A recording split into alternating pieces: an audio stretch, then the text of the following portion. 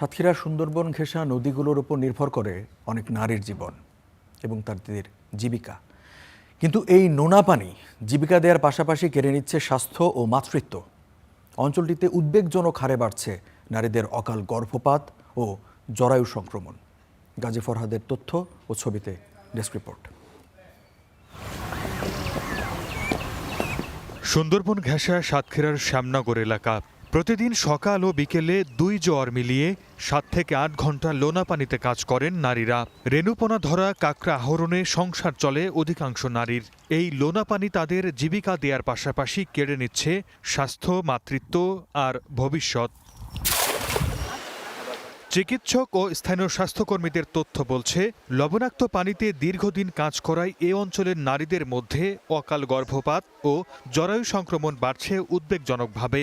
জনশুমারির তথ্য বলছে, জাতীয়ভাবে যেখানে জন্মহার 1.37%, সেখানে সাতক্ষীরায় তা নেমে এসেছে মাত্র 0.89%। উপকূলীয় এলাকায় যে লবণ পানির কারণে দীর্ঘ সময় পানির সাথে থাকার কারণে তাদের বিভিন্ন চামড়ায় বা জরায়ুতে বিভিন্ন ধরনের ইনফেকশন দেখা যাচ্ছে এবং তারা পানি কম খাওয়ার কারণে তাদের অকালে প্রসব হয়ে যাচ্ছে এবং বাচ্চা নষ্ট হয়ে যাচ্ছে। লবণাক্ত দূষিত পানি ব্যবহারে নারীদের মধ্যে সংক্রমণ, জরায়ু প্রদাহ, বন্ধ্যাত্বের ঝুঁকি বাড়ছে। কয়েক বছরে জরায়ু অপারেশনের সংখ্যাও বেড়েছে আশঙ্কাজনক হারে।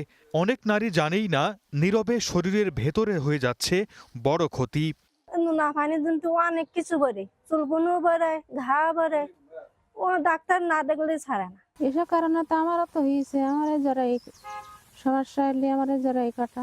আমাদের এই গ্রামে অঞ্চলে তো কোনো টিউবওয়েল নেই যে ভালো নিরাপদ জলও নেই যে নিরাপদ জলে যে স্নান করলে আমাদের এই সমস্যাটা দেওয়া হবে না। লবণাক্ততার কারণে দেখা যাচ্ছে আপনার অনেকের ডেলিভারি হওয়ার সময় টাইম আসার আগে ডেলিভারি হয়ে যাচ্ছে। অনেকেই অতি দ্রুত কনসেপ্ট করে ফেলতেছে। জলবায়ু পরিবর্তনের অভিঘাত উপকূলের নারীদের শরীরেই সবচেয়ে বেশি আঘাত হানছে। এখনই ব্যবস্থা না নিলে উপকূলের নারীরা শুধু স্বাস্থ্য নয়, হারাবে ভবিষ্যৎও। ডার্টি ওয়াটার বা এই লবণাক্ত পানি যখন ব্যবহার করার কারণে তাদেরকে পেলভিক বা জরায়ুতে কিছু পেলভিক ইনফ্লামেটরি ডিজিজ, লিউকেরিয়া, যেগুলো সাধারণত বলা হয়ে থাকে যে জরায়ু ক্যান্সার হওয়ার জন্য প্রাথমিক লক্ষণ, সেই লক্ষণগুলো এখানে আমরা বেশি দেখতে পাই। এই অঞ্চলের 40% নারী পরিবারের প্রধান।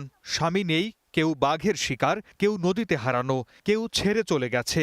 বিকল্প কর্মসংস্থান নেই বললেই চলে। ফলে জীবনের ঝুঁকি জেনেও নারীদের নামতে হয় লোনা পানিতে। Desk report, star news.